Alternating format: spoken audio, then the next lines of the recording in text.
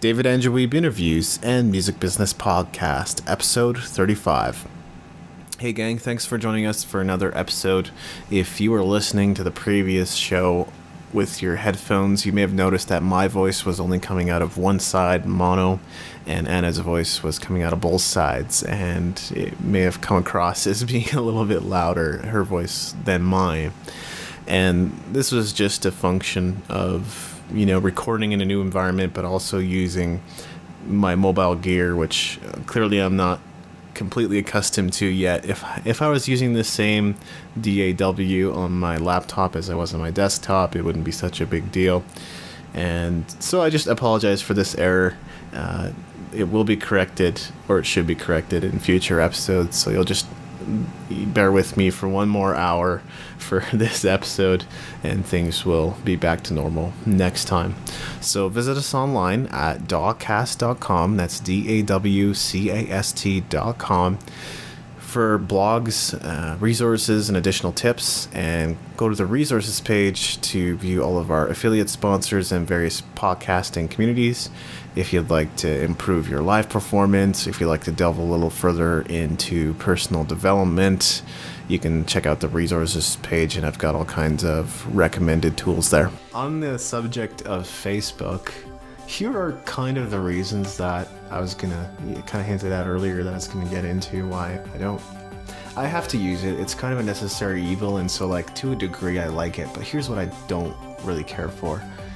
One is timeline. I think that's probably not surprising. It's just it's a clunky and cluttered system that doesn't organize your content very well. It's terrible. Yeah. It's really terrible. It's like someone hit me in the face and then spun me around 20 times and said, okay, look at the screen. Yes. Say what? I don't know what's what or where is where. That wasn't, not to say that wasn't the case with previous Facebook designs, but this is just not nice. Even more kind of confusing than it was before. And some people may not agree with me. Some people like timeline. Fine. That's. Well, let me go into a timeline of one of the pages I manage. Also, with working on the series, I manage that, and then I'm one of the managers for hours and blah blah blah. I have a lot of pages that I manage. I hate it. Likewise. I hate it. So let me pull up one and look at it right now. Okay. So at the top of my min panel, I have notifications, messages. There's so much in the min panel. And then you go just below it. You get your what the hell is it called? Banner. You get your cover photo. You got your profile photo, and you got probably a few links saying about and photos and something like that. Okay. So now I'm in just below the about photos, blah blah blah crap. Yeah. The menu. Clunkiness. It doesn't look like a menu. So on the left, I've got our latest link. On the right, I've got friends who like said page, which is confusing when you've got 324 likes and 43 friends. 43 friends who like that page, but then there's 250 So if I want to manage my users, I have to go to somewhere else. 250 people outside of your circle that still like the page. So just under the friends, it's a recent post by others about said page, and on the left links links that my page has posted and information, right? Yeah. Because we're posting a lot of different things.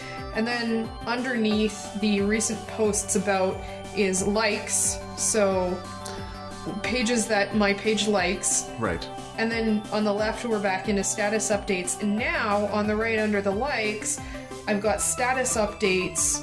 That are spanning from the left to right to left. And then if one's longer, oh my god, I'm out of sync now. It broke the What's page. going on? It's not. Screw it, I don't want to look at it anymore, and I'm throwing the iPad away. It's not. It's not chronological, right? It's ridiculous. I can see where they were going. Yes. Maybe.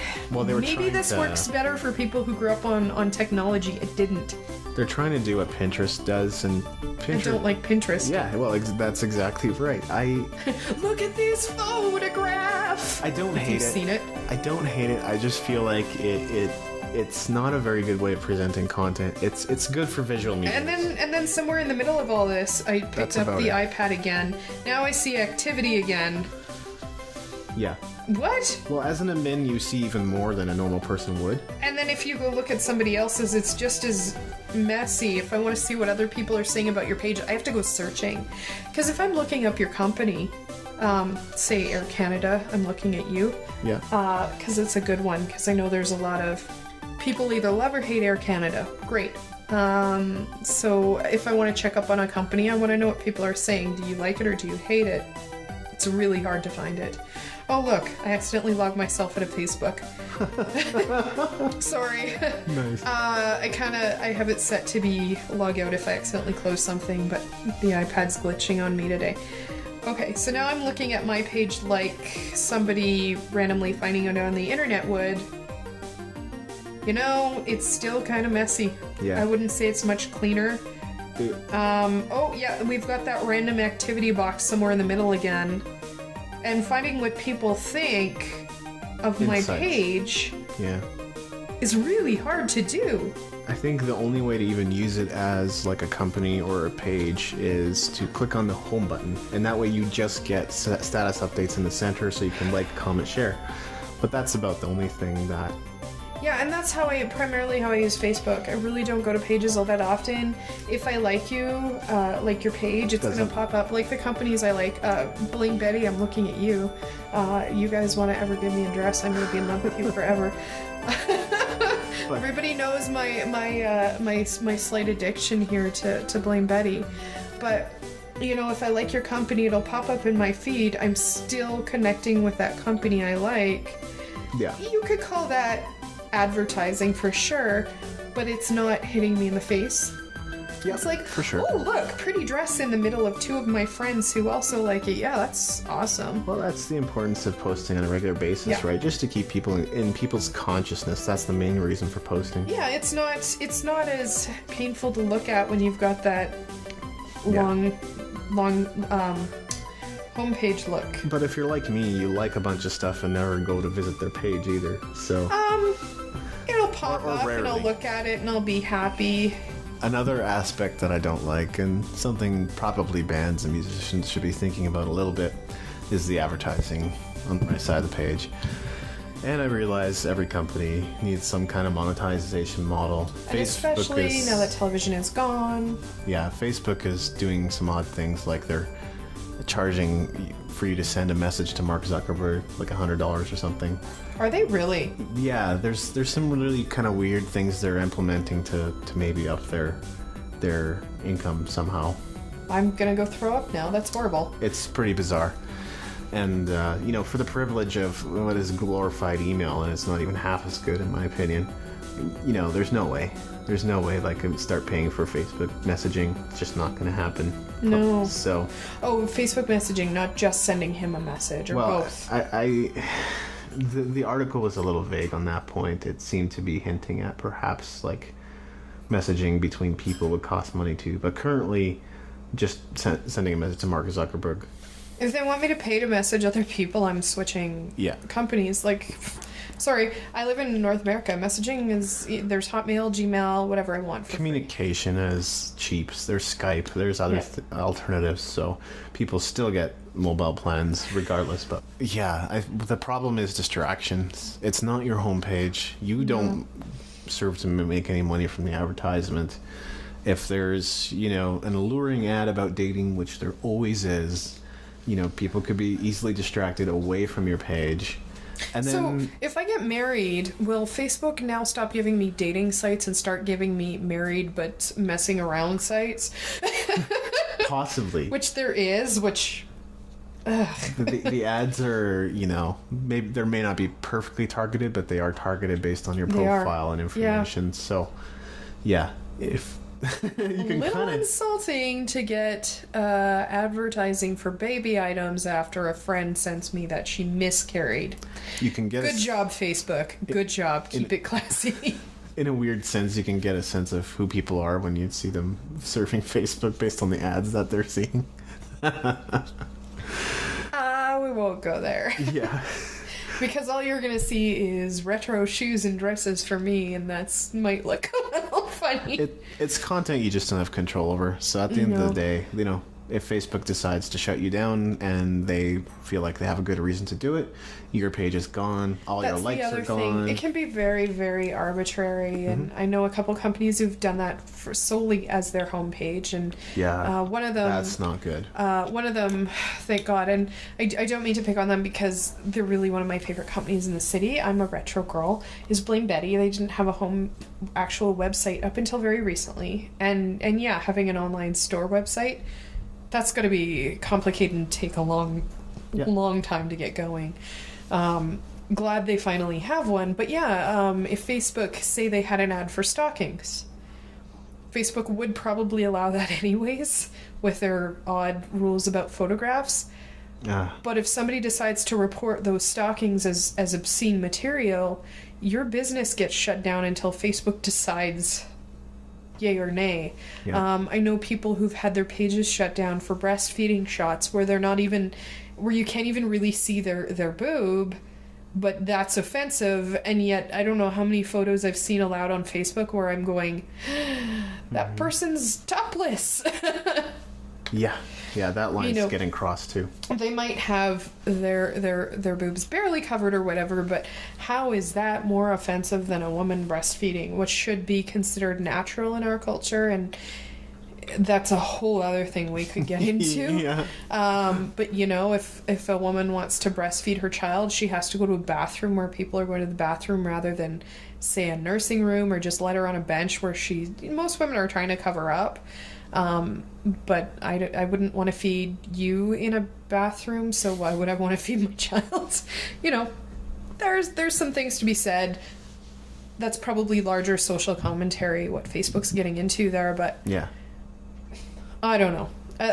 You're not going to allow some mother breastfeeding where you can't see anything, but you're going to allow some girl in her underwear? Or some guy who's just wearing his hand? Because it's an industry, so they're going to allow it, Grief. Promotions and contests is another sticky area on Facebook where if you run them without kind of knowing the guidelines, you could get hooped. I heard Michael Branfold talk about this, but Branfold? I think that's how you pronounce it. Yeah.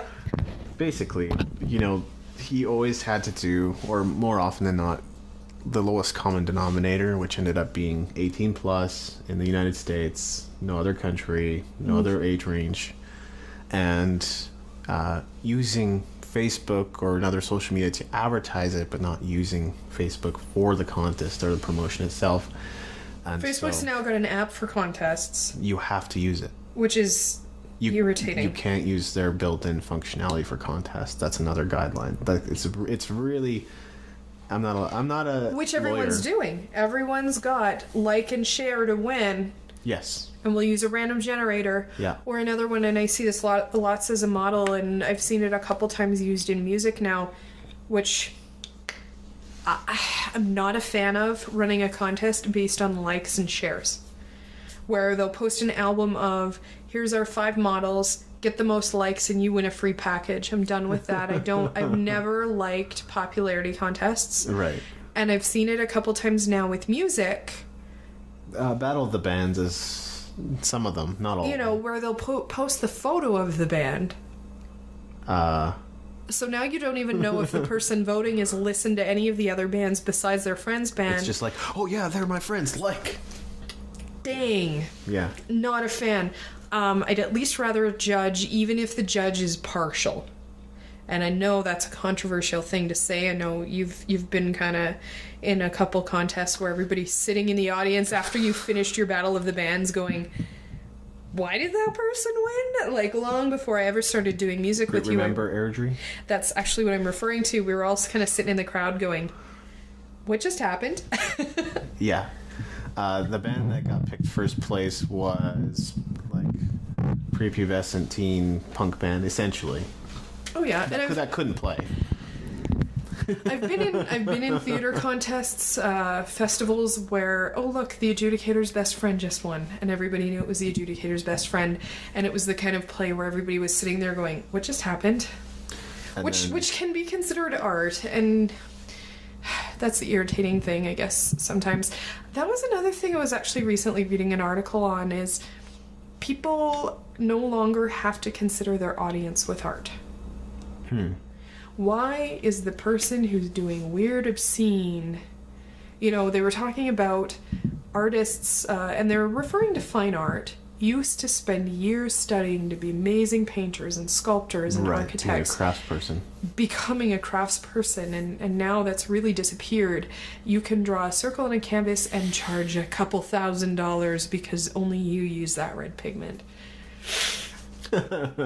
Really? And really, this person was lamenting the decay of art schools. Right. And there's some arguments to be made for both sides, and we've got a bit of that going on in music, I would hazard to say. Yeah. Well, here's the thing, when you talk about live performance and how you only get paid $75 to $150 a night on tour, which used to be really good money. $2,000, $3,000, $4,000, $5,000, maybe $6,000. You look 20 years ago. A 4-day engagement. You can't find 4 or 5-day engagements anymore. You look 20 years ago when my dad was playing the same city, and he doesn't believe me when I tell him what bars in Calgary are paying or not even paying. He doesn't believe me. He thinks I'm lying. I think this is one of the big contributing factors. It's just the fact that that's the most they can justify paying. They could pay a good band more, but it's what they can justify paying a bad band. They're like, oh yeah, if we pay $150 for a bad band, at least there's music. At least there's music. We're not out a bunch of cash because they were terrible. They didn't draw an audience. Whatever. And there's a ton of bands in the city who'll play for free just for exposure. That's a huge, and that goes back to start there. Find venues that are catering to that, but please don't take that to venues that are actually paying musicians, because that's where it starts to degrade. It's not just that. There's a lot of different attitudes, and this has been a huge discussion that we've had on the podcast a few times. Yep. There's so many things going into the devaluation of art now, and not just music, but and this is such a loaded topic, but we're in the YouTube and free MP3s, and people think that what we do is free. Or now you're getting into artists who are running theater companies. There's a theater company being sued right now because they bought insurance. Their insurance would have covered if anybody got injured. And now WCB is in there going, you didn't WCB claim, and they're going to fine every theater company in Alberta that doesn't have WCB and make them back pay. Yet their insurance already covered that person's injury and their physiotherapy, and the person's fine. Now, I happen to be a little close to that particular theater company, and I know people involved with that. But in fact, I know the injured person who's like, I was volunteering, and now every volunteer organization in the province is going to have to get WCB insurance when we were already paying ridiculous amounts of money for liability insurance because if somebody slips and falls. But that now is considered workers' compensation. That's going to affect music depending on the current court case. You look at the Lilac Festival, you look at X-Fest even, not so volunteer one, but Folk Fest, Jazz Fest. Some musician slips on a venue stairs, and now Folk Fest is liable Jazz Fest is now liable for WCB because some musician was carrying in a mic stand and they slipped and fell because it's maybe the restaurant's fault.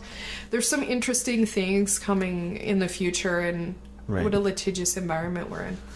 Artists have to make an adjustment. I really don't mean to sound like, the future of music bloggers, because I know what they're saying, and sometimes they don't know what the artist side of things and can't really take it into account. But at the end of the day, you just got to realize it's not what it used to be exactly. Mm-hmm. And I think artists who are kind of adapting and better understanding the market are people like Tiffany Alvord, OK Go, Pomplamoose. Mm-hmm. And there's other ways to make money. Lindsay Sterling. Yeah, exactly. Violinist who could not get signed at any label, and then she basically figured out a way to combine her violin music with more modern styles, dubstep and so forth. Came up with some Vanessa May does that as well. Unique choreography along with it, and put out music videos, and that's kind of how she broke out. So I think you have to be smart about YouTube. Even Igor Presniakov, Russian guitarist, funny looking guy, but he's a YouTube sensation because he is great. There's some interesting musicians that are getting out with social media, but something not to be forgotten.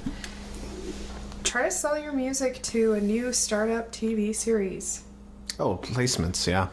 Not just placements, but really, you know who has to pay? Copyright. And no, I'm not sitting here going, hey, go money grubbing as a musician. But, you know, if you get your music on a video game, they're going to pay you copyright. They're going to pay you for your music. Where you may have a lot of people who want to legally download your album or whatever. And the same thing can be said about movies and video games and stuff, because people do illegally steal those as well. But, you know, selling your music to different people, or look outside the box. Go play a gallery opening with an art show. They're going to be happy to have musicians there. Go play somebody's house party. Oh, hey, we'll play your New Year's Eve party if you'll pay us. Well, what do I have to pay you? Like, that sounds like a lot of money. Have everybody drop $5 in the hat when they come in. Depending how big of a party it is, you might have just made a bit of money. You know, and if people are like, man, you guys have been playing for a long time, that's a lot of work. I'll buy you a drink. Or here, you know, there's other ways to get paid. It's not just about playing in bars, and I think people need to shift their paradigm. That's true. You know, civic events require music. They pay very good. People play in the middle. I have a friend who's a fire spinner.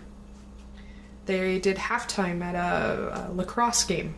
We have the Roughnecks. It's kind of like the NHL of lacrosse. I don't get it. I've not really watched a lot of lacrosse. They made an excellent amount of money to go to the Saddle Dome and spin some fire for 10 minutes. You know, look outside the box, you know. And that actually led to them getting to play New Year's Eve at City Plaza. More money. You know, I'm not necessarily saying go money grubbing into things, but look outside your box. I think music placements and licensing and sync licensing is a small part of the bigger picture. It is. Unfortunately, it's no longer just the picture, because no, I'm not saying it's the only picture, for sure. I mean, artists like Helen Austin basically do that for a living. I mean, she does. I guess she does a bit of touring and a bit of studio albums and stuff. But a huge part of what she does is placements, and she's so focused on that's you know, primarily what she does. It's the new jingle player. Right. New jingle musician. Yeah. She writes a variety of styles of music. And very prolific as well. So that's something you have to keep in mind with placements. Yeah, you can. I'm not saying placements, but well, that is what video game and TV. Video game and TV and film and stuff. But it is a new way. It is definitely one way of earning money. I guess I'm not saying go into it as looking as the only way you're going to make money. Absolutely. But if you look in any city, there's a dozen, if not more, independent film directors who are desperate to find somebody to do their music, and they're willing to pay. They probably got a grant, you know, pay you if they can use your song that they heard, but you got to get your music to them. I wouldn't call doing a museum opening a placement either. Your entertainment for the night. Right, yeah. Live performance. There are other places to do live performance than the bars, and I think it's becoming very much a consensus here. I don't know about other places. I've heard of other cities where bars just are not a place to make money anymore. For the reasons you already mentioned, radio is also kind of a big deal, because artists can get royalties and widespread exposure. And it's such a funny thing, because you think, oh yeah, radio's outdated. We have podcasting, we have, you know, TV shows and apps and all this kind of stuff. Lots of people listen to radio still. Yep, it doesn't matter. Radio is still a big place, and artists are looking how to get airplay. And the huge conglomerates won't do it for independent artists. And around the world. And here's another place, something I was looking at with us. Yep. Oh gosh, I've got the hiccups, pardon me. At one point, salons. Businesses. There are businesses now getting serious fines against them for having the radio playing. Like a pizza parlor was one in Calgary that got recently fined by who is it that's in charge of music? Like SOCAN. Yeah, I was gonna say SOCAN, but then I thought I was wrong here for a second. CIRCA or something. Something like that. for having in their backroom radio playing, and that was basically, it was just the radio. They thought it was for them, but because customers could hear it, they got nailed for copyright infringement. They didn't have their SOCAN license or whatever. Exactly. The performance rights or whatever it is. And if you can take your CD to a business, say, hey, can you play this and sell my CD? You have to look into a written agreement so that nobody gets, again, if you're signed up with SOCAN, you got to be careful. Have a written agreement in place where they'll sell your CD if they're listening to it.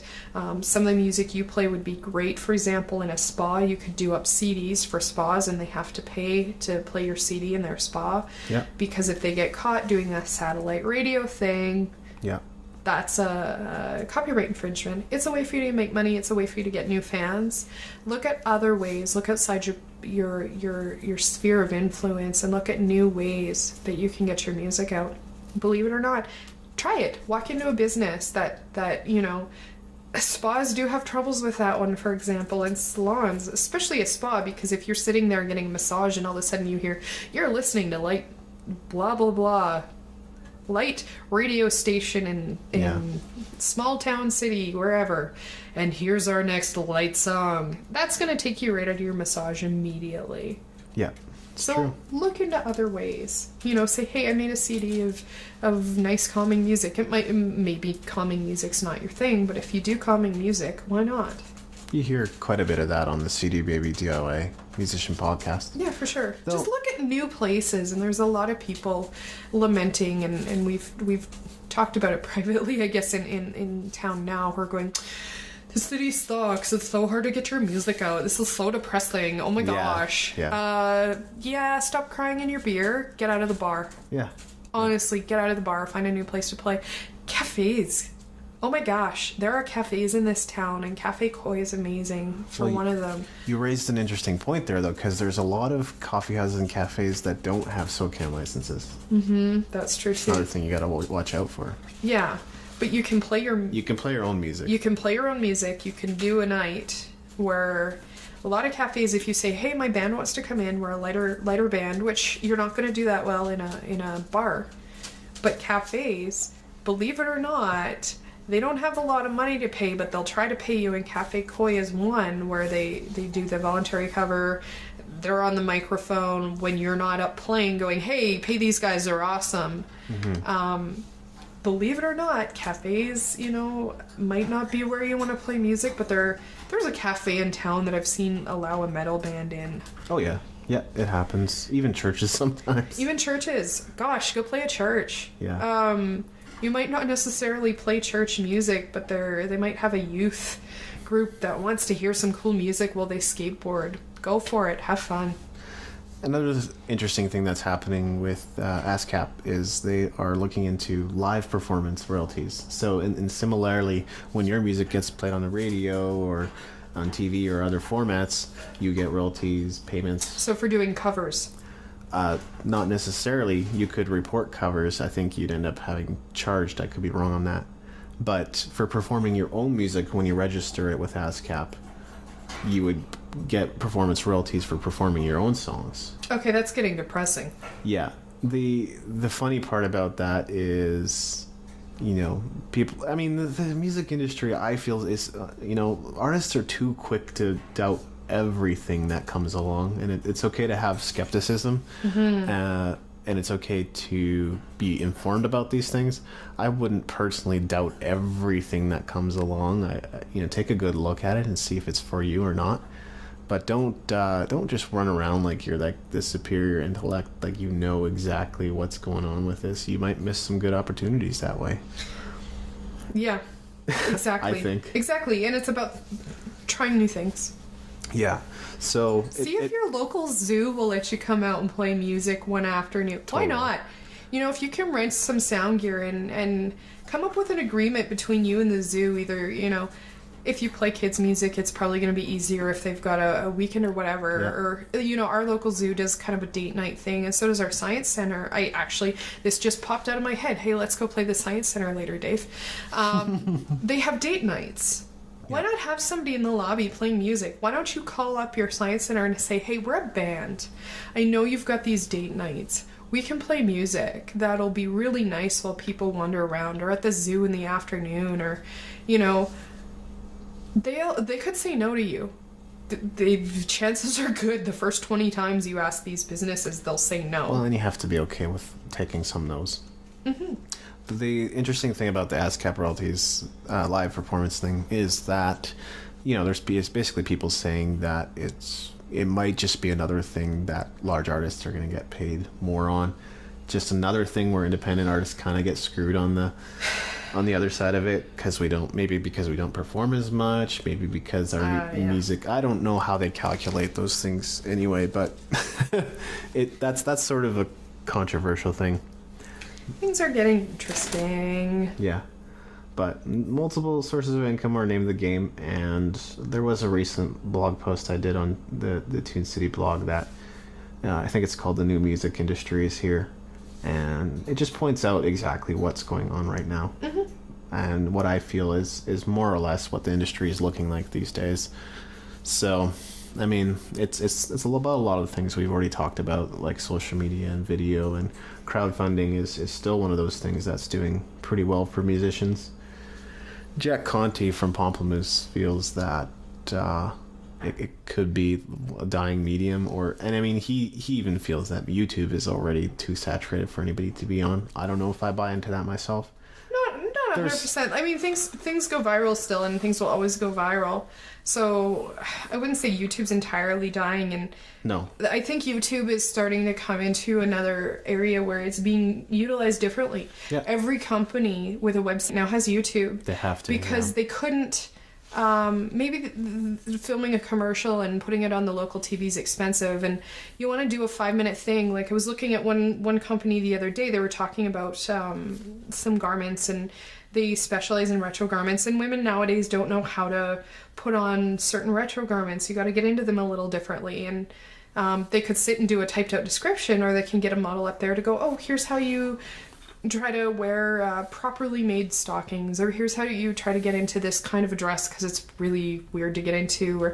And I know these things sound basic, but people are going to be a little confused, or say you do corsets or something retro that people are not used to wearing, or ascots with men. How do you put on an ascot? How do you tie a bow tie? You do that, that's actually going to help people be less intimidated about your product. But also, I was looking at a jeweler the other day. They had videos on sustainability, you know, things that they want to tell their customers, and they actually are really passionate about preserving the environment. Don't support companies who drill here. Look how beautiful this area is. You know, they were talking about a place in Alaska that, yeah, it's rich with diamonds, but you're going to destroy the environment.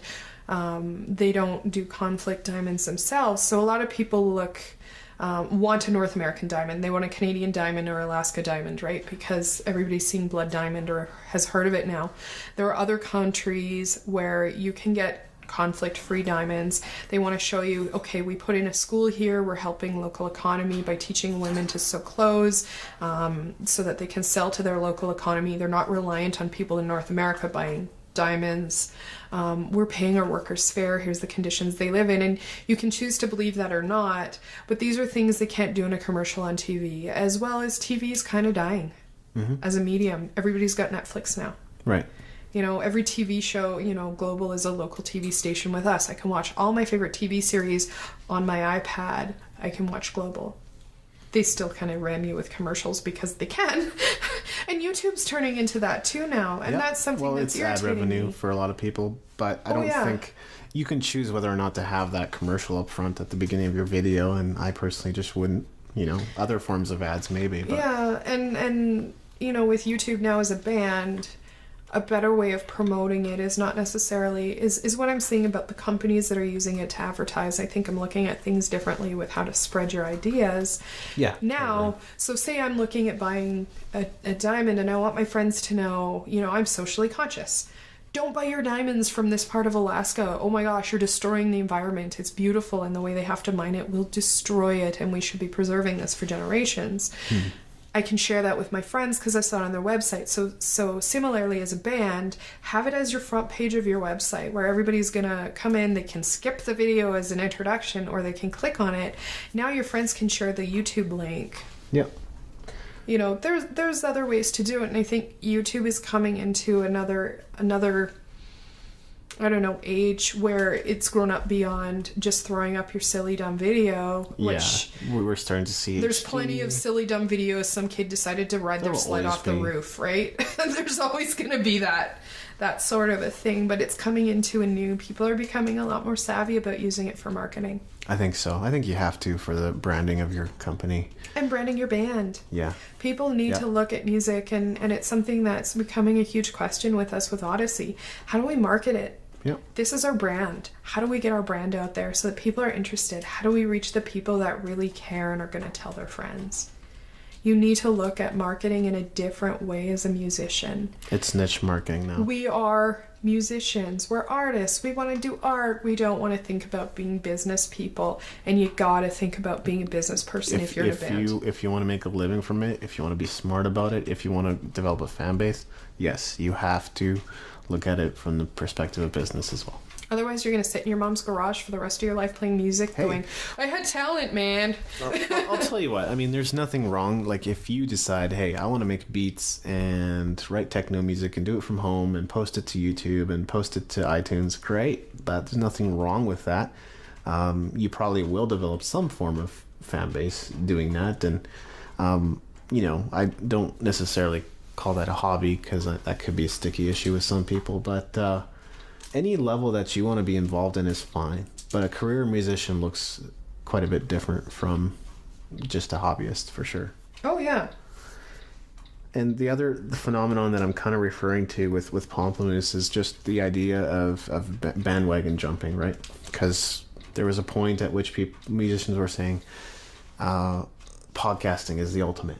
And so, you know, everybody do podcasting. And then all of a sudden it was, everybody go to YouTube now because you got to put up videos and play covers and do all that kind of junk, which some people are still doing well with. And then now, you know, I'm hearing jump over to crowdfunding with Kickstarter because Kickstarter is where it's at. And I think there's a difference between a dying medium and one that still exists and is still effective. Like podcasting, for example, is actually kind of seeing a resurgence right now, as opposed to just kind of a fading or dying out. So, I don't know. Those are just some things I would personally evaluate. If you're just going to jump from the one popular platform to the next popular platform, I think that just reduces musicians to a very sorry state. Oh, yeah. Yeah. Well, I don't know. There's no easy answers, and everybody needs to be willing to keep learning. Yep, that's exactly right. So, there's some maybe bit pieces to wrap things up. We've gotten pretty deep with a bunch of stuff here. But how do we not? Yeah, how can we not? This one actually might still be kind of a longer piece, but we'll try to reduce little bit by bit here. So, this was a really interesting quote from Andrew Dover on the New Music Strategies podcast. It was something along the lines of, most of the discussions about music online today seem to be about how to make money. But most passionate people who create music aren't thinking about that. That really tweaked my brain a lot. Because I know we've talked about how to make money. Money's a big issue. Money's a problem. Live venues aren't paying. All this kind of stuff. And yet, you know, his argument is that if you're passionate about it and you love music, you're not thinking as much about money as you are about fan base, about promoting your record, about... And that's automatically going to earn you money. Yeah. Right? So, it's kind of a chicken and the egg question, right? Kinda. It really is. I don't know. There's so many ways you can look at it. And yeah, most of us get into it because we're passionate, and a lot of us are, I don't know, I want to say naive and going, if I just do it and I love it and I care about it, people are going to pay me. Yeah, that doesn't seem to be doing well. have to approach it with some kind of plan, it seems like. And those who approach music with goals and both short-term and long-term plans of how they're going to attract people seem to be doing better. And I think you hinted at this too, is one of the concepts Seth Godin talks about is weird people. And what used to be is remarkable. What's remarkable? What am I going to make a remark about? Yeah. There's a bell. He says there's a bell curve basically. So the top of the bell curve was like what was most popular at the time, and the long tail sort of changed that into this half circle sort of deal, or quarter circle sort of deal, where like there was a huge amount of popular stuff, but then there was even a bigger selection and less popular stuff. Yeah.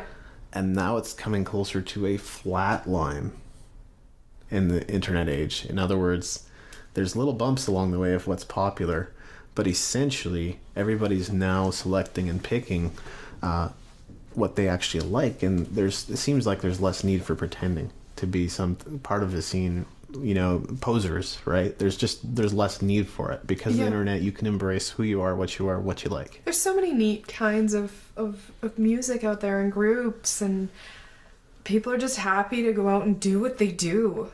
Yeah. You know what I mean?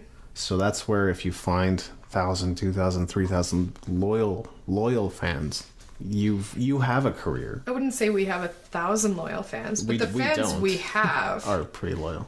Are driving us nuts because we haven't done a live show lately, and they're like, "Come on, play me some music, give us something," and well, give them what they want. Yeah, and you'll never be out of work. That brings me to a whole other thing, which is that live performance is a little bit on the back burner right now. Yeah, for us, yeah. There was, there's this idea, definitely no promises if our fans are listening in, but I was thinking about maybe finding a nice 50-seater venue and just doing a nice 2-hour concert for the people that really love us music, like just once a year. Yeah, I don't see why not. I mean, we've got the fans, and maybe, and it would definitely be something to approach with Odyssey, is seeing if we can bring some of the stuff we've been working on out to the fans. Yeah. We've been doing some different stuff for us. Yep. But would I say that I like it less than what we normally do? No, I'm doing music. Mm-hmm. I'm doing what I like. Somebody's going, I'm giving you a venue. I'm giving you a place to do what you love. Do it. And I guess that's why I'm encouraging people to think outside the box. And that's totally. part of the depressing thing that happens with everybody going, oh, nobody's paying. So then you don't end up doing shows, or there's bars that are afraid to let you play because they've had so many crappy bands in there that are willing to play for free that unless they've seen you, they don't want you out there. So find a venue where you can do what you love and just go play. We're somewhat conscious of phenomena like fan fatigue, right? Oh yeah. And so like resting the fan base and then having one exciting event where people can explode is, And then funny thing is, doing Fringe Festival, what was that, 14 gigs in 10 days? Yeah. And I think we did an extra one we weren't planning on. Right. And our audience in total was a little over 100, I think. And most of them showed up in the last part of the run, probably 2 plus 3 days. We did a couple night gigs at other people's shows, plus we were doing day shows, plus open mics. Oh my god, what a week. Yeah. And people got tired. Oh, where are you playing tonight? I'm kind of tired. Yeah. And that's something that has changed. It used to be you didn't have to bring your fan base to go play a show. Now you go play a show, even if they're not paying, the bar's going to get pissed off if you don't bring fans.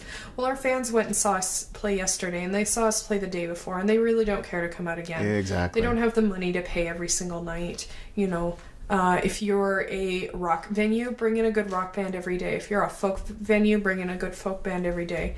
And it exposes us to new clients. But that's again, looking at the money thing. I'm liking Odyssey. I'm liking it because we're getting to do what we love. Yep. We're not busting our butts to try to get a gig rather than rehearsing and writing and playing, which is what we want to be doing or what we enjoy doing and have fun doing. We're doing it and we're not having to flip out about Yeah. We're writing music that nobody's going to listen to. Where are we going to bring this? We don't have any gigs coming up. That's so frustrating. I just want to play for people.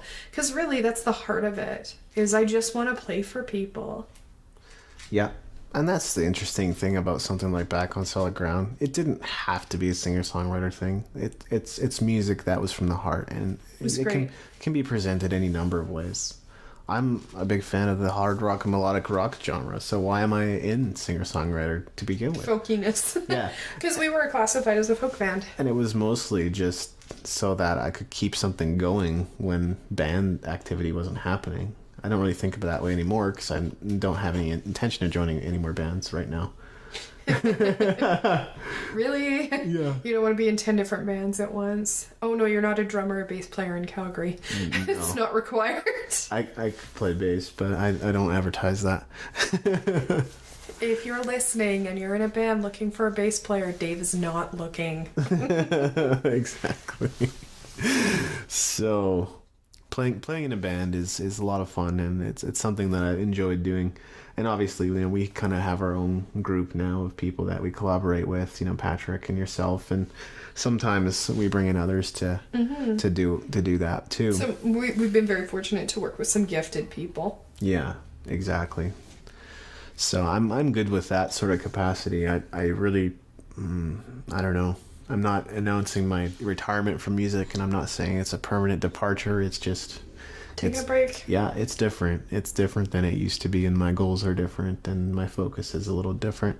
I would just say, honestly, that one side's increased, the other side's decreased a bit. Doesn't mean it's not in my life. And you're multi-potentialite. It happens. Yeah.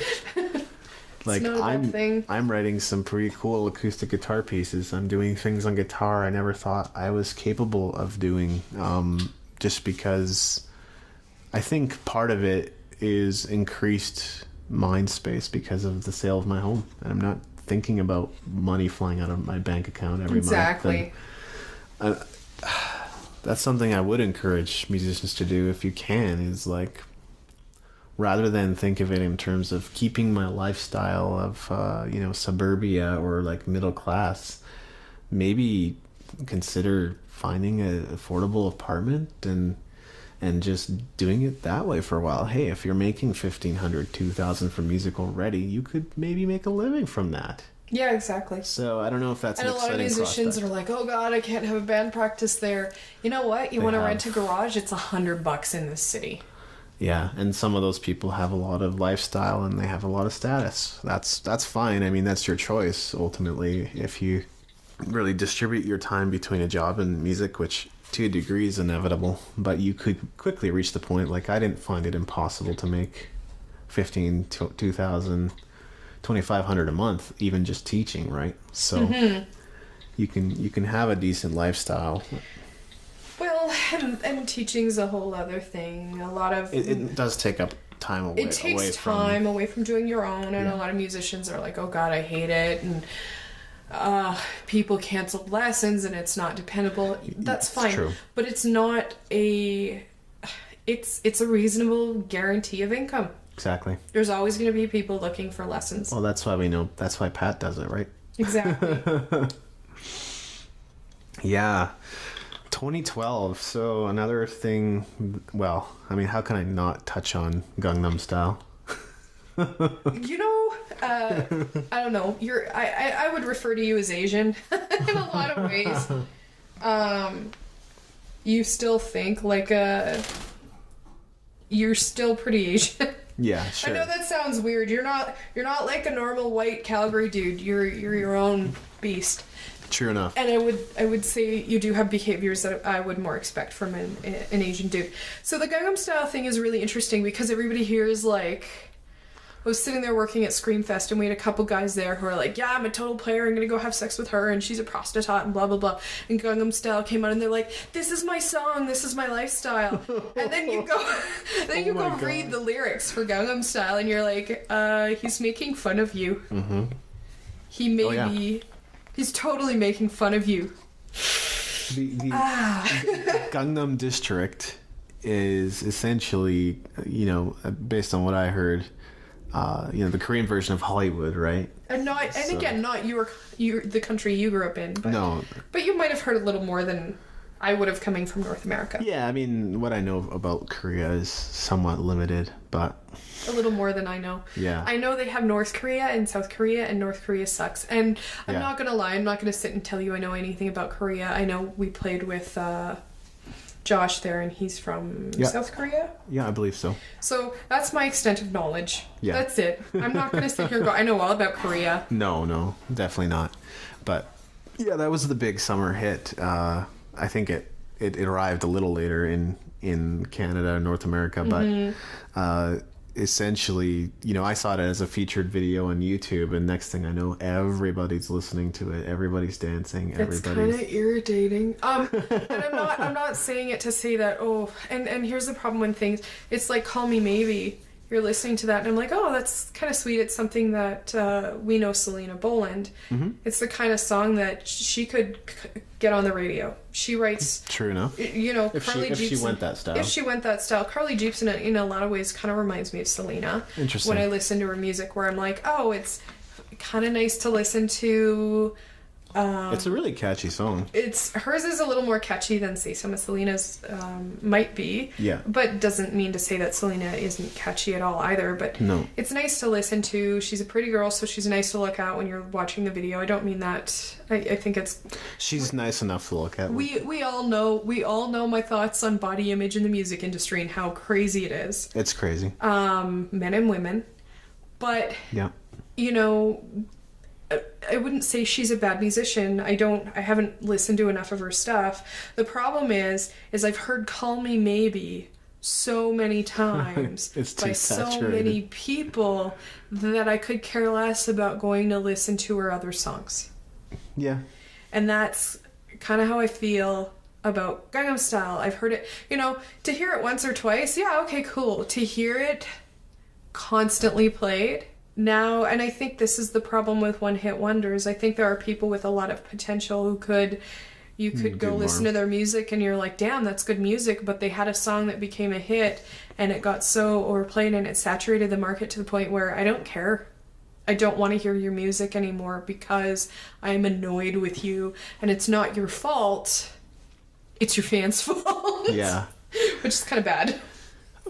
Call Me Maybe, like the one good thing I can say about it, and we were seeing this bit by bit in pop music with Marianas Trench and some other sectors, is that it's actually, oh my god, there's distorted electric guitars in that song. There's strings. There's shots.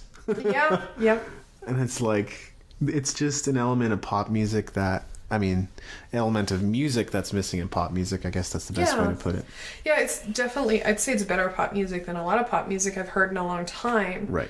It's just, there's so much market saturation. It's overplayed. To be honest, it's so overplayed. I guess that's why people have the no Nickelback guarantee. Yeah. I've heard maybe 2 or 3 Nickelback songs. So to be honest, I've only heard 2 or 3 Nickelback songs, but I've heard their stuff so much that I don't care to listen to them. Their latest material actually is a little different than what they were initially releasing. Like, you couldn't just put it side by side with another album. It was making the music. Yeah. Or making the money. It was making the money, allowing them to do what they loved. Keep doing it. It's working for you. If they enjoyed playing that music, more power. But it was driving me nuts. Yeah. Well, when you heard kind of their 2 or 3 or so, not first releases, but mainstream releases, they were pretty similar formula all the way through. Mm-hmm. Very, very formula rock. I don't know if you heard about this, Anna, but Google Chrome came out with Jam with Chrome. No. It's actually kind of a neat program. I had a chance to play around with it a bit. So I think more or less you just do it in the Chrome browser. They might make it an app or something. But it's basically just social jamming. So you can pull up an instrument like a keyboard or a drum set or a guitar. That's kind of cool. Yeah. And more advanced players can actually switch to advanced mode or pro mode or whatever and pick the notes they're playing. Cool. Okay. And for beginner users, which is probably the majority of people, you can just pick a rhythmic pattern or a lead pattern and have it loop. Okay. And change the key or change the note as you go. Okay. say that's good and bad. Yeah. You know, I think we're getting into GarageBand all over again. In a lot of ways. I'm not saying... I think it's cool because you're getting people together in community, and everybody's heard me complain 50,000 times I don't like the way community's going. But that's going to be my pet peeve probably until I die. I want more community. Yep. It's good and bad because now you're going to get people who know nothing about music. See, now you're getting them think about music, which is great. Halfway through, I'm already changing my thought.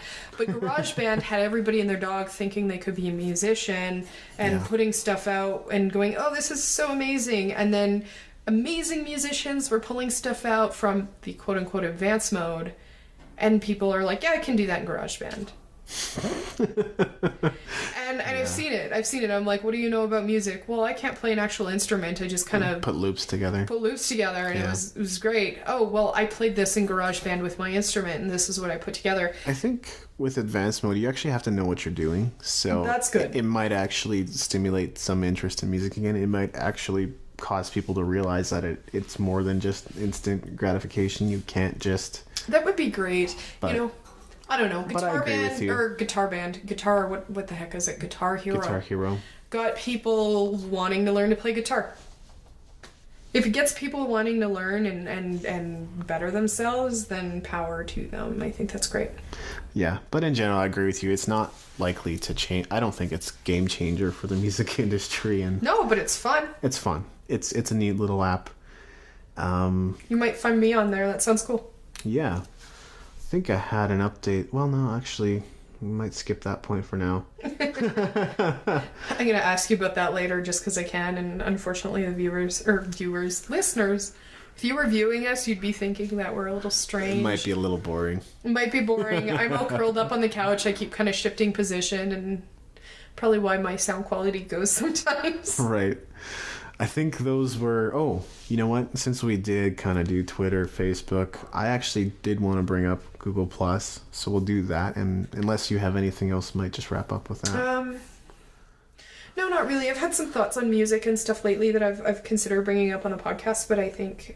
Save it for another time? Save it for another time. We're getting a little long, and... We'll probably split this into 2 episodes. Yeah, as it is, we're splitting this into 2 episodes because we talk. So. Yeah. This is terrible. You get us in a room, and we haven't gotten together and done this for a while, and... That's a big part of it. Discussing music is great, and I don't get to do enough of it, and in my life, haven't...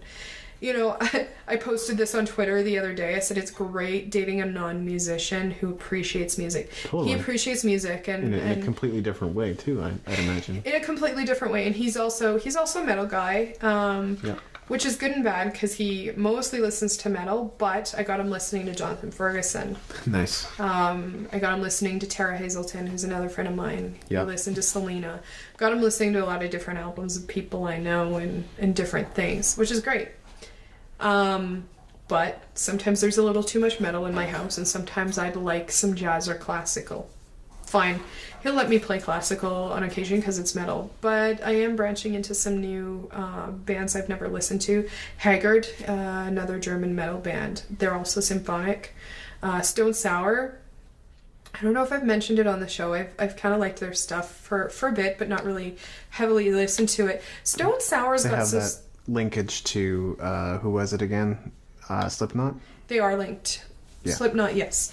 Whole other sound, you wouldn't believe it's the same lead singer. Yeah. They've got some neat things, like you're listening and the music swells and oh my god, I'm listening to strings, and it's very musical. It's very, very well done.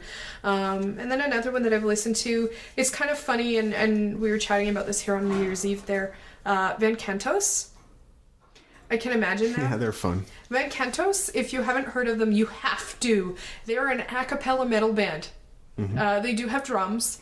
They're great. They're really great. Diddly diddly diddly diddly dum dum dum. And they stand around on stage like they've got their instruments. They stand where the bass player would stand. He stands where the lead guitar player would stand. Really amazing. Actually really amazing. And I've done a cappella, and I have a huge appreciation for a cappella. Totally. So I listen to them and I get really excited because it's blending 2 of my favorite things. Really fantastic. Go listen to them. They're really neat. But funny thought I had is, imagine them going up to a studio for the first time to record. Hey, we got together $5,000 or whatever your fee is. We want to do a recording. Can we come record? Cool. Where are your instruments? We couldn't afford any. We got a drum kit. And you want to do a metal album? Yeah, we're gonna do a metal album, but you don't have instruments. I'm not giving you my loaner instruments. Yeah. Just let us do a metal album. Trust us, it's good. And they're all vocalists, right? They're all vocalists, and it turned out amazing. So give them a listen. You know, I'm the one bringing you new weird albums to listen to that you probably didn't listen, because I have a lot of friends from other countries with some neat stuff. Yep, was a thought I had. Yeah, I think that's kind of all I'll get into right now. There's a lot more we could, and certainly we could be here for 6 hours if 2012 was a huge year, and I mean, there's so much more, but I just figured I would stick to kind of my first set of notes and come back to the other notes later. Exactly, yeah. For new shows. So, yep. So, Google Plus. What are your initial thoughts about Google Plus? Why? Right. And that was me too. I went on probably once or twice when it initially came out and thought, yeah, you know, it's a vacant platform right now. Maybe there's opportunity here to promote music. Gave up. Couldn't figure it out. Didn't understand the platform or how it worked.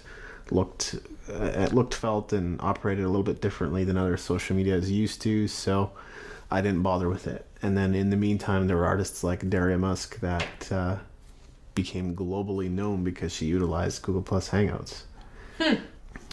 Eventually, and this is just more of a recent development, because of some of my social media marketing efforts, obviously I've been looking at Google Plus and what it could offer and what it could do for me. Like I said, I used to be sitting here going, what's the point? Why would I do it? And I've come to the point now where it's practically my favorite social media platform. Okay. Yeah. And there are... I guess here's my thing. We went from MySpace to Facebook. Yes. And now I have to start over. And Twitter. And oh my God, I just don't want any more social media crap. Oh, I did Live Journal back in the day. Yes. In high school. Blogger. ICQ at one point had profiles attached. Friendster. I'm just kind of at the point where I read real books. You gave me for my birthday book gift card. I bought 3 books, and while I was in the store, I found 6 more. I bought a couple more of those, and I've got a list of books I want. I like hardcover books. I like smelling and feeling and touching, and part of me wants off the internet in so many different ways. Totally. But, you know, I've said often to people I would shut down Facebook, except it's such a great way for me to market so many things. Yeah. And that's it. I think Google Plus is marketing platform, and you know, if you're in your situation, like I said, as a musician, there are platforms you have to be on. Yeah. And I only recently decided that I only wanted to be on 4. So Facebook, Twitter, Google Plus, and YouTube. Mm-hmm. Essentially is where I kind of put the end as a musician, because I just didn't see a point in being on more. Google Plus, I've started to feel like it is a far superior platform to Facebook. Okay. For a number of reasons. I've heard that from people, but seeing people migrate over, I've seen very little migration in my circle. I don't know if it's going to go that direction. Basically, you know, they're up to 500 million users, and there probably will always be Facebook users. Like, because Facebook's up to 1 billion. There will always there's still people using MySpace. Yeah, and there's MySpace is an interesting one because they're working on a new MySpace, and it might actually do something for them. Be interesting to see. Yeah, very interesting. I'm just waiting. I that would be my advice to anyone is like, don't be. It could be something where they delete a lot of profiles. It could be something where they're now like it's going to be music focused, I think, but it could be something where it's more focused on mainstream news, mainstream music, mainstream stuff. Mm-hmm. And so, you know, I would just advise anybody to kind of wait and watch and see how that comes together. I think that's what I've been doing with Google Plus, is waiting to see what happens. Right now, I don't, and this is me, and this is my perspective, I don't see it as a valuable marketing tool. Most of the photographers and models in the industry that I work in is on Facebook. Most of the musicians that I work with are on Facebook. The film people that I've been connecting with are on Facebook. I think for your immediate circles, I think that's what Facebook is for. It's but for then people maybe that I should be looking at Google Plus to expand to new markets. yeah, for reasons that I'm about to get into. But like you say, yeah, for new markets as well. The first point, it may not seem totally significant, but hashtag use. Google Plus supports it. It's a recent addition. That's not really supported on Facebook. It's not supported on Facebook. It doesn't. People work. hashtag on Facebook, but People it's stupid. It's retarded. Facebook isn't designed to kind of rank what's the trending news and trending hashtags and keywords. It's and just such. what's the latest. Yeah, it's just which has been my. Which is why I feel it's for your friends, socially, it's for your first circles, and you're not going to venture too far outside that on Facebook, especially if you have personal information posted there. Yeah, for sure. That's one of the things I like about it. On Facebook, you can mention people, but again, it's always within your circle. Almost always. Can't mention anybody you don't really know. Google Plus has that feature. Instead of using the @ function, you use the plus, and you can call just about anybody. So for some of the things I talked about earlier with like mentioning some sources you used for your latest blog post or research, you can quote those people. Without having to friend them first. Yeah. Which people are like, why are you friending me? Well, I just mentioned your blog post, and now they're going to want to... By the time you link them all up and get everything going, it's already no longer relevant. And I mean, that's the point, isn't it? Like, you have to link up people to get any kind of attention for a blog post anymore. Like, it doesn't just do something on its own. Go ahead and post a blog. Nobody's going to read it. Whereas when I started blogging in high school...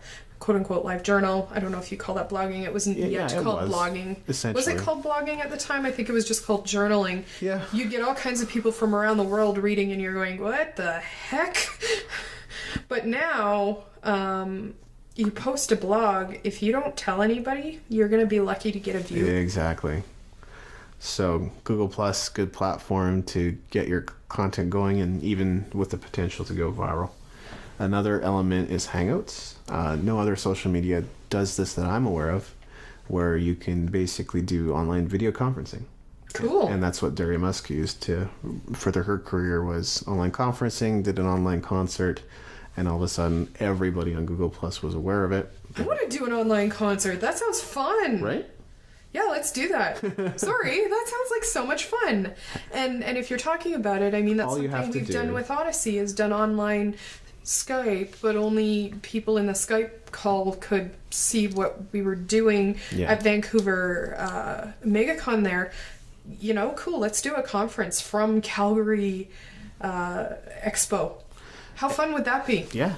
And I shouldn't say all you have to do, but what you would do is market to the people that are already online on social media, Twitter, Facebook, Google+. Let them know that you're on the Hangout. Let them know that you're going to be on from this time to this time, and boom. Come watch us talk about our show, or come let us play you some music. We have so much fun doing music. Why not, like us sitting around jamming that one day on the couch? Yeah. Why not let other people come join us and go, hey, what was that song called? Or, you know, let's have some fun with it. Interact, chat, yeah. And then there is circles. I think when you friend people on Facebook, by default, it just lumps them into friends. I think you can categorize them on Facebook. You can categorize. But by I don't default, want my coworkers seeing that. Actually, I don't have any coworkers on Facebook, but if you did, I don't want them seeing that I went to the bar this day, and that's why I'm kind of tired today. Or necessarily that you categorized them coworker. But on Google Plus, by default, there's something called circles, where you can put people into different categories. And how that's helpful as a musician is to say, this is my circle of bookers I know. This is my circle of session musicians I know. This is the circle of music bloggers I know. And it just makes it so much easier for you to remember who you contacted about what. That would be nice. So that's another nice function of circles with Google Plus. And then another point is events. It's better. It's better than Facebook. Is it? Okay. For reasons I'm about to mention. One, it links up with Google Calendar. So if you use Google Calendar at all and you want to sync it up with events coming up, you can do it with Google Plus. It also has a live photo stream update, so you can have anybody within the event that's joined it upload photos while the event is going on. Oh, that would be fun. Yeah, Very cool. So the last thing I will say about Google Plus that is pretty cool is just the neat and clean and simple layout. I mentioned that I don't really care for the Facebook timeline layout. Facebook used to be clean and simple. Yeah, it used to be a lot cleaner and simpler than it was. 50 years ago. It wasn't in existence yet. Oh, okay. It feels like it. Yeah. Maybe like 2, 3, 4 years ago, maybe. Yeah, Google Plus actually organizes content chronologically. It's one post at a time. You still have kind of a glorified cover photo and a profile photo, but it's, it takes up less space. The links are actually... But the photo thing is nice. Yeah. But... take it or leave it, for sure. I mean, everybody has to have a profile photo if you want to engage at all. Yeah. Obviously. But... there is one more thing. Obviously, because it's Google, there are search, SEO benefits, like search engine optimization benefits to being on Google and targeting keywords and getting people to find you that way. You can also link up your blog. So in your profile settings and links or whatever, you add yourself as a contributor to this blog or this many blogs, and then you link back from your other blog, tagging it. Cool. Saying that you're the author of that blog. Okay. And so what happens then is you've maybe done some searches on Google where the person's photo popped up next to their article or blog post. Yeah. Yeah, that's what it is. It's Google Plus. Okay, that's fair. Yeah. So those are kind of the cool items that I found about it. Here's my question, and not that you can really say this with the way Microsoft and Facebook have gone anyways. Yeah. Google got nailed a few years ago for some privacy issues with Gmail. Sure. Has Google improved privacy? How's privacy on Google Plus? Yeah, right now there's no ads, which is another benefit. The ads part is really good, but what about, can I set privacy settings like I can on Facebook? I believe so. I haven't really looked much into it myself. If you're using it as marketing, obviously you wouldn't put down, I'm going out drinking. No. Next week. In general, I just haven't found the need to do that quite as much as I would on Facebook. Right. Facebook is kind of the place where you, your boss, your coworkers, your friends, your family are all right there, connected in an immediate network. Google Plus is a little different. Okay. Yeah. You can retain a little more anonymity if that's what you want to do. Mm-hmm. Which gets you nailed on Facebook. Yes. You can't have please don't be a jerk. But right now my profile photo is me in a drawing. I don't have my actual photo on there. Right. Don't report me. I don't have my actual birth date on photo or on Facebook. My high school is listed as Hogwarts School of Witchcraft and Wizardry.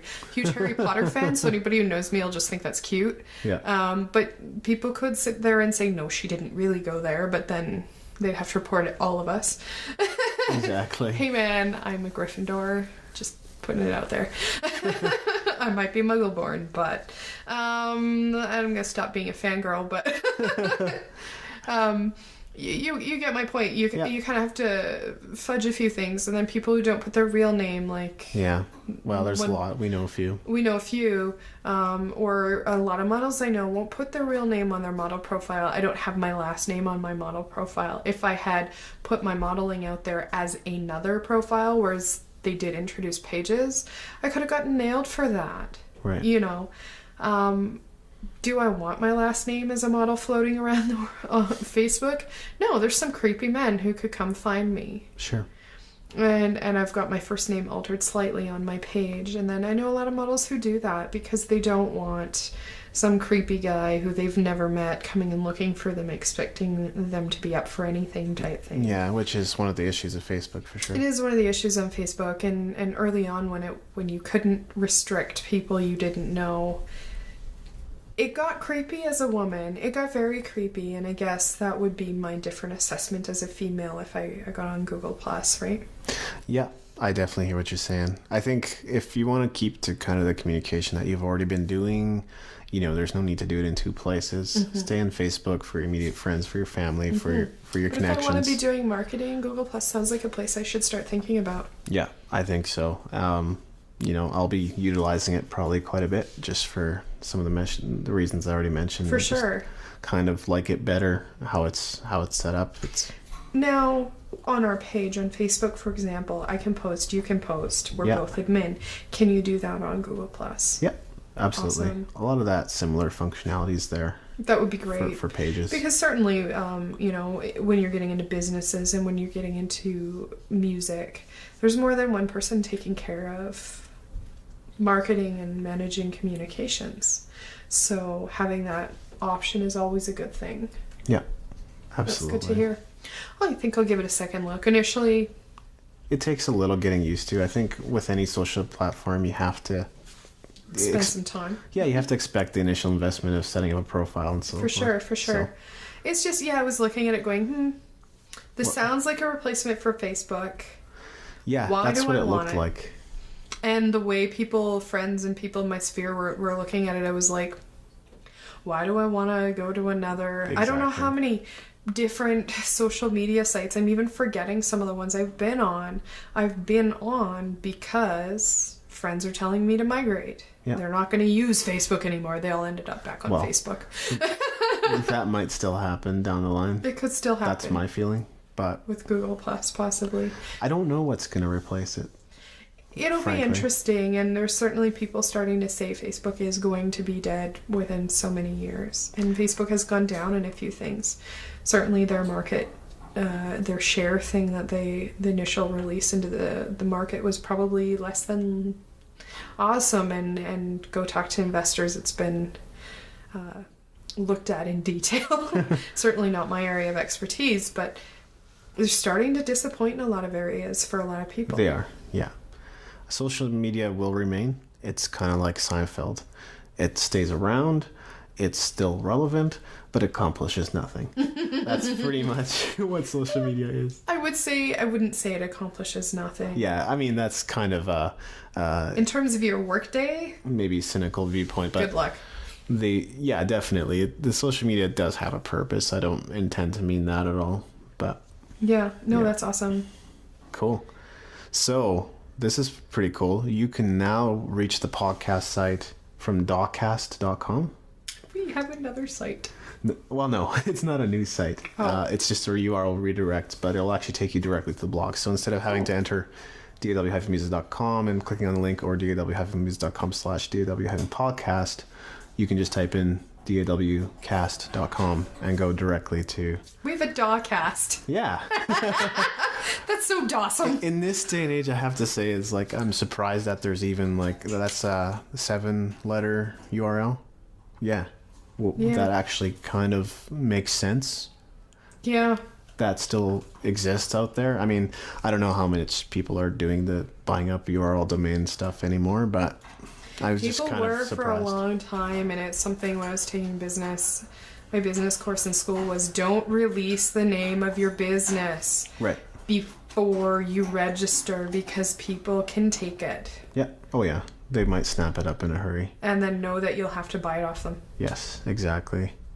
Which there was kind of an interesting, when I published my Shipwrecked album, it says dawmusic.com, but it was actually, the URL ended up with, it was daw-music.com. So it looked like the domain wasn't being used, but it was parked, and I didn't know that.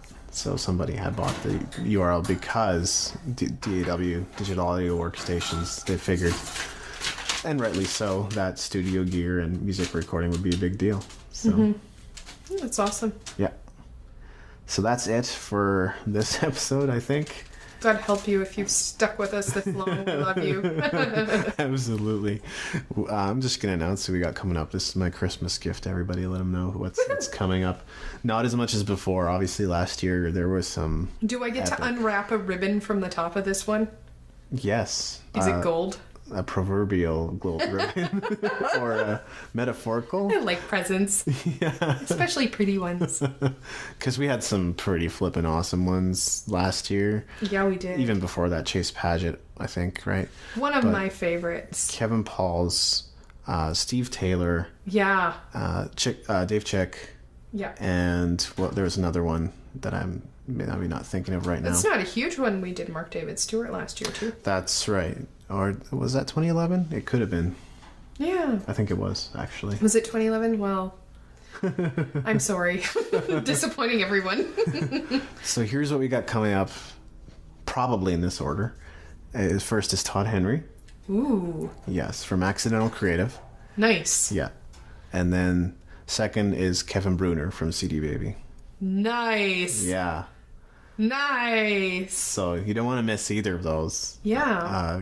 Todd Henry's got some great insights into for the create on demand world, which all too often, like, music industry definitely falls into that, especially if you're, like I said, you're doing what Helen Austin does with for sure, music placements and so forth. Yeah. Well, that's so exciting. Yeah, and then of course Kevin Bruner, he was the main host for CD Baby DIY Musician Podcast nice. for the longest time. He works at CD Baby, of course, so he can actually speak on that. So everybody who is trying to sell their CDs on CD Baby is going to want to listen in. I think so. Cool. Yep. And that's it. So we're going to catch you next time. Thanks, guys. Thank you. You've been listening to the David Andrew Wiebe Interviews and Music Business Podcast, broadcasting from Calgary, Alberta, Canada. This has been a Red Flame production. To learn more about Red Flame, go to redflamerecords.com.